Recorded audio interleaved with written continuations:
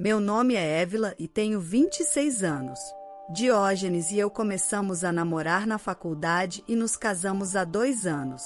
Nossos dias são preenchidos com um equilíbrio satisfatório entre trabalho e vida pessoal. Diógenes é meu maior apoiador, sempre ao meu lado. Nunca imaginei encontrar alguém que me desse tanta confiança, muito menos me casar com essa pessoa. Como a mais nova de 3 irmãs, cresci em um ambiente onde nunca pude ir contra minha mãe e minhas irmãs. Sempre fui a última na fila para a atenção da mãe e também a mais baixa no ranking entre minhas irmãs. Cada vez que eu expressava uma opinião, palavras afiadas voavam de volta para mim. Com o tempo, parei de me expressar e comecei a reprimir meus sentimentos. Eu suportava o tratamento de ser tratada como uma serva pela minha mãe e minhas irmãs sem reclamar. Eu queria um menino, mas quando descobri que você era outra menina, fiquei tão decepcionada. Joyce e Jacira são suficientes. Você é uma criança indesejada. Mas, no entanto, aqui está você, nesta casa. Se quiser ficar aqui, terá que trabalhar. Minha mãe frequentemente me menosprezava assim. Quantas vezes engoli minhas palavras, as que eu queria dizer de volta para ela.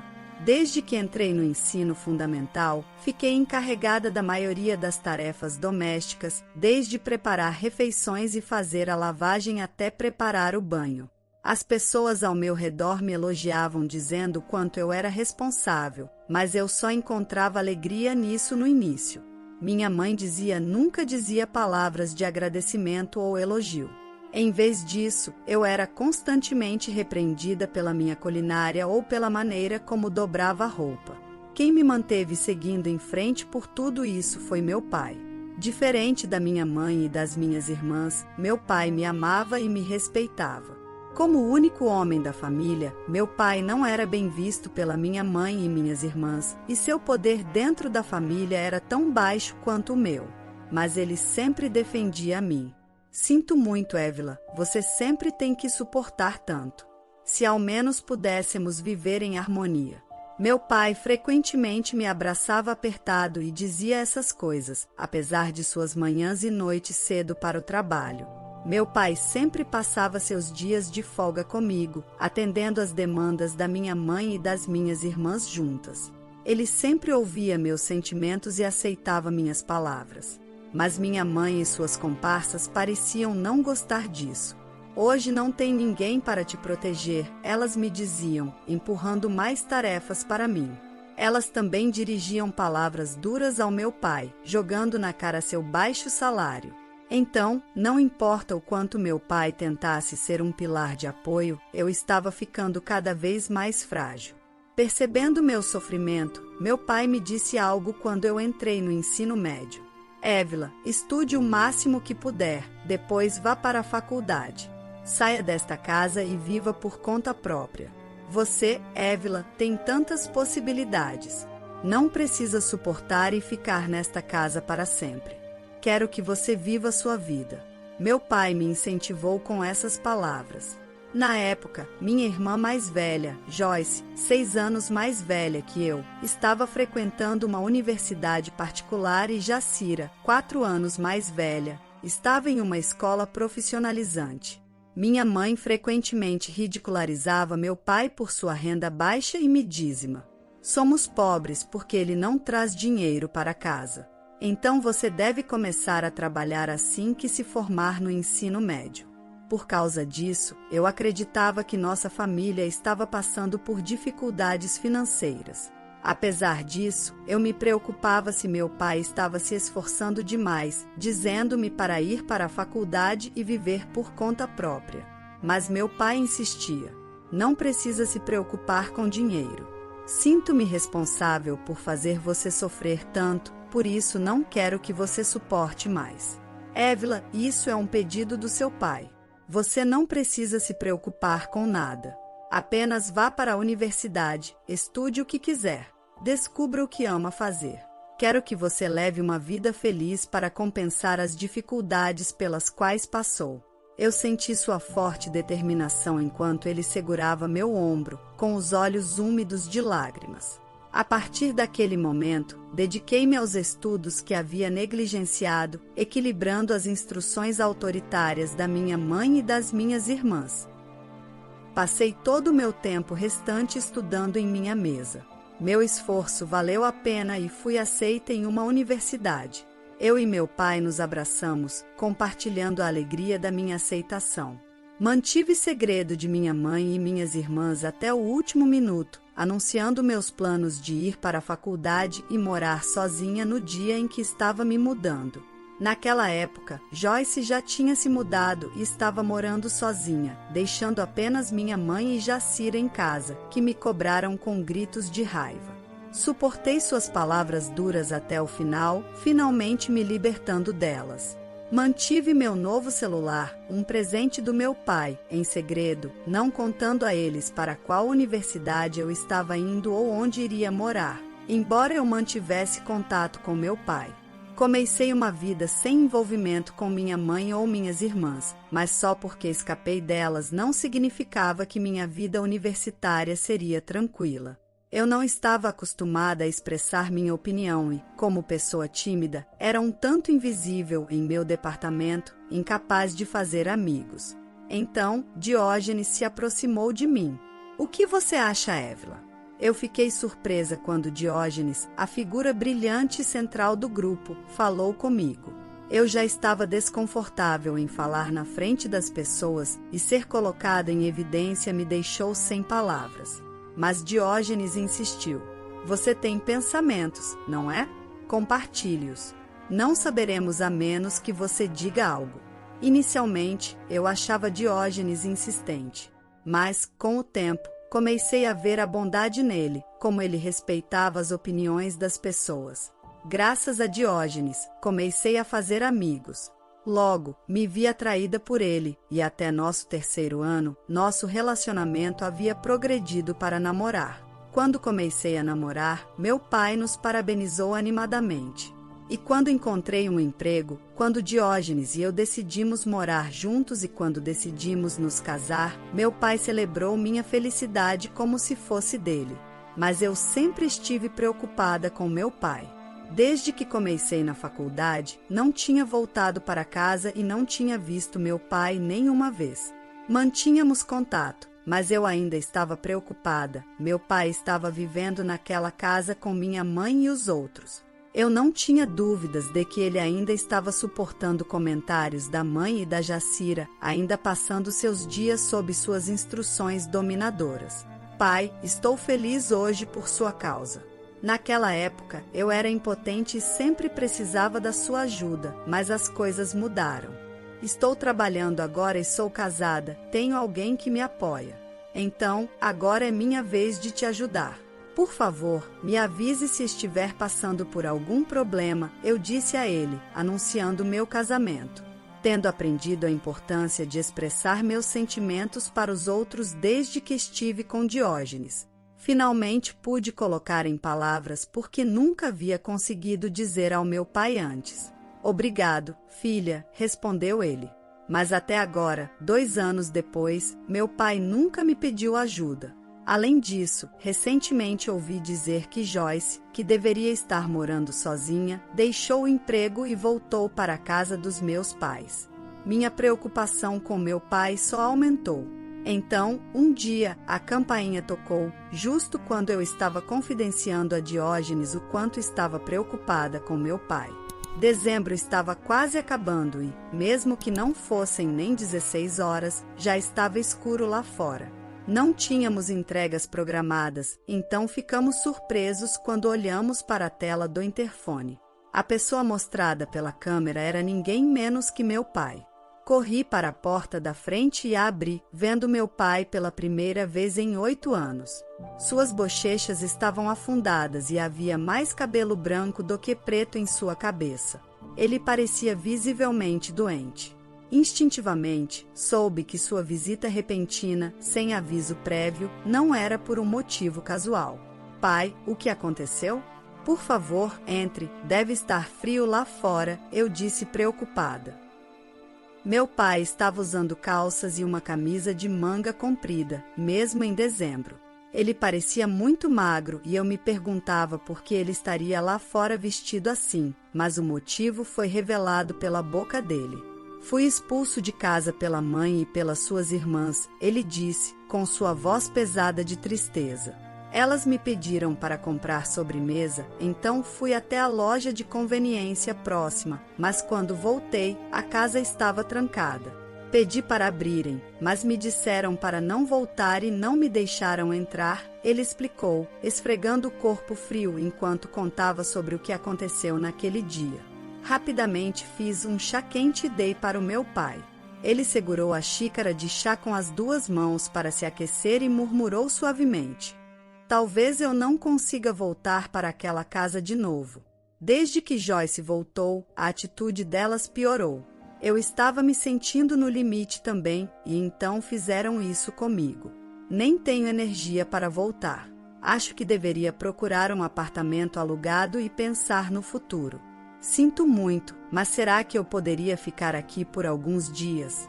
Vou sair assim que encontrar um apartamento, ele acrescentou. Eu estava preocupada, mas não imaginava que estava tão ruim. Meu pai, que nunca reclamava antes, estava falando sobre seus limites. Desculpe, pai, eu comecei, pronta para pedir desculpas por saber de seus problemas e não poder fazer nada, quando Diógenes falou. Ele pode morar aqui. Tem certeza? Perguntei e virei-me para o meu marido, surpresa. Meu pai também, incapaz de esconder sua surpresa, abriu bem os olhos. Desculpa ser direto, especialmente porque acabamos de nos conhecer, mas meu sogro não parece muito saudável. Acho que seria melhor se morássemos juntos para ajudá-lo a se recuperar. Tudo mais pode ser resolvido depois, é claro, apenas se ele estiver de acordo, explicou Diógenes. A sugestão de Diógenes deixou meu pai e eu sem palavras. Só nos restou a gratidão, e assim começou nossa nova vida como um trio. Apenas alguns dias depois que meu pai se mudou, a campainha tocou novamente. Os 3 ficamos surpresos com as figuras exibidas na tela do interfone. Minha mãe e minhas irmãs estavam lá, paradas. Por que aqui? Sussurrei, chocada e amargurada, as memórias do passado fazendo minha respiração falhar, mas eu tinha que encará-las. Eu não sabia o que fariam a seguir e o pânico se instalou. Abri a porta e diante de mim estava minha mãe, juntamente de Joyce e Jacira. Uau, não esperava que estivessem morando em um lugar tão chique. Eu pensei que estavam lutando em algum apartamento caindo aos pedaços, comentou minha mãe, com o veneno escorrendo pela sua boca. Ouvir sua voz após tanto tempo só me trouxe ressentimento. Por que vocês estão aqui? Perguntei, tentando manter minha voz firme apesar da agitação crescente dentro de mim. O celular de seu pai tinha o seu endereço. Eu nem sabia que você tinha um celular.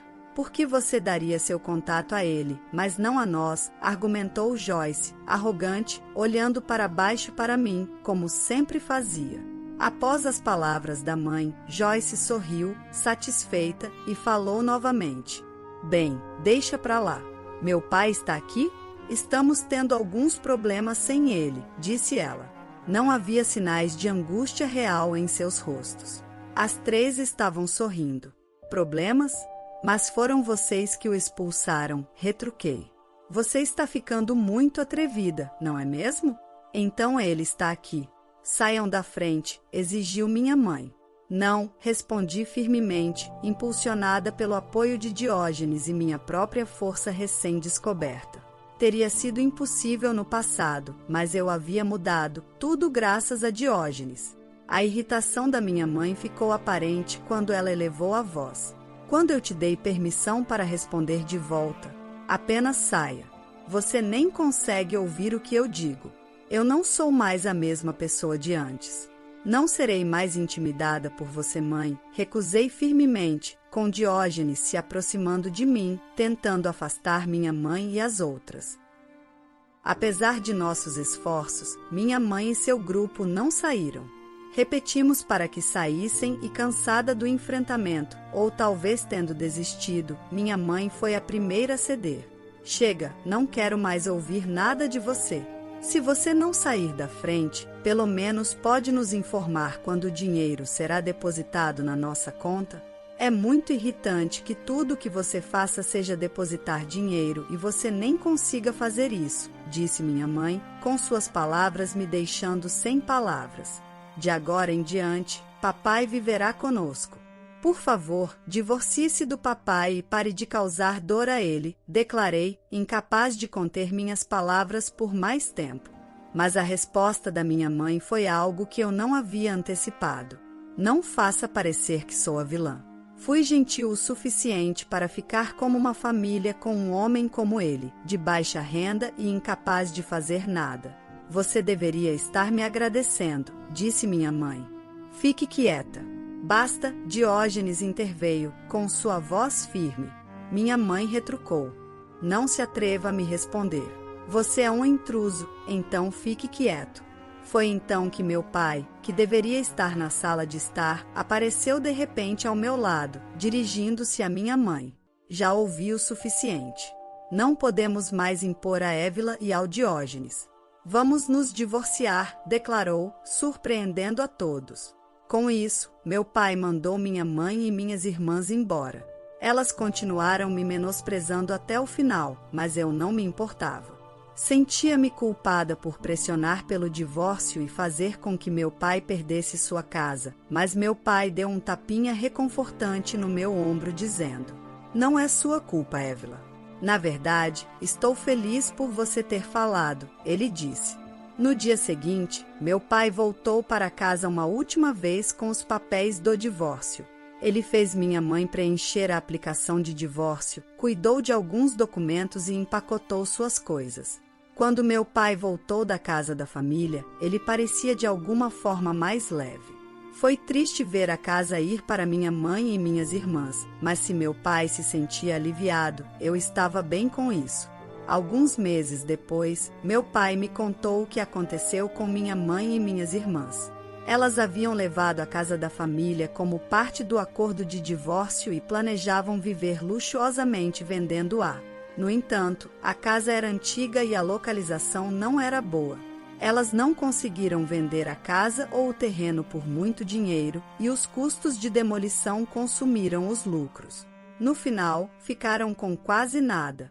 Agora, sem casa ou economias, minha mãe não trabalhava, e nem Joyce ou Jacira tinham empregos estáveis. E, com meu pai indo embora, o mesmo pai que eles ridicularizavam por sua baixa renda enquanto dependiam dele para as despesas de subsistência, o trio se encontrou em uma situação desesperadora.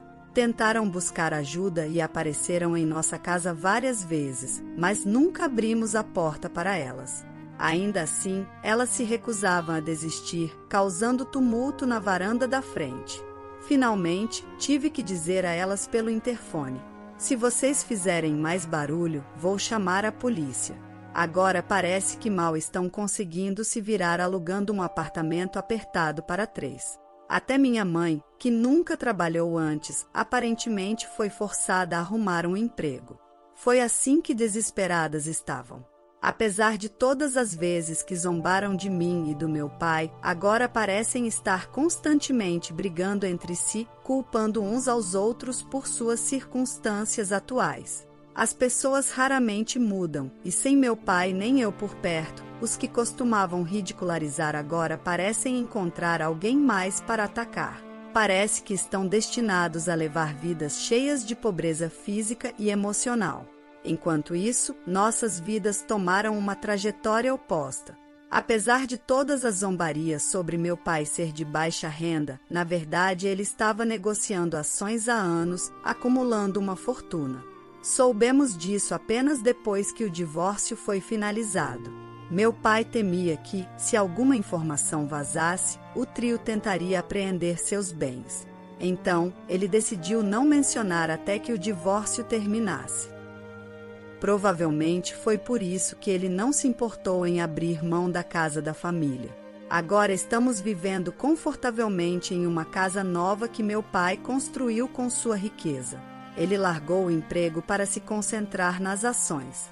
Meu marido e eu também temos empregos, então não estamos lutando financeiramente. Nos apoiamos enquanto mantemos nossa independência financeira. Esperamos construir uma família amorosa que não pudemos ter quando éramos jovens. A história de hoje chegou ao fim. Não se esqueça de comentar qual lição você tirou dela. Também deixe um like no vídeo e se inscreva para não perder os próximos vídeos. E se você quer conhecer o final da história da mulher que descobriu que seu marido estava tendo um caso com a mulher de seu filho, clica no vídeo que está aparecendo aí na tela. Te vejo nessa história. Grande abraço!